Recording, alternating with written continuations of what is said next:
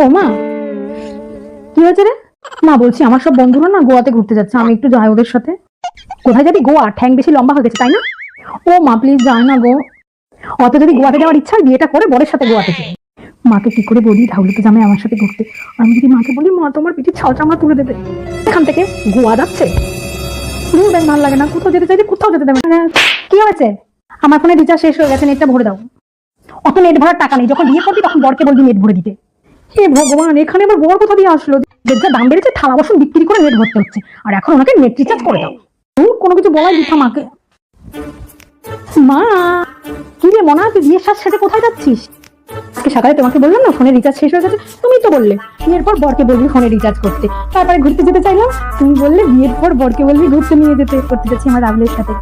তুই চোর ছাত্র রাহুলটাকে বিয়ে করবি? হ্যাঁ, আমি আমার রাহুল সোনাকেই বিয়ে করবো। আমি ওকেই তো ভালোবাসি, ওকেই তো বিয়ে করবো। তুই চোর ছাত্র রাহুলটাকে বিয়ে করবি?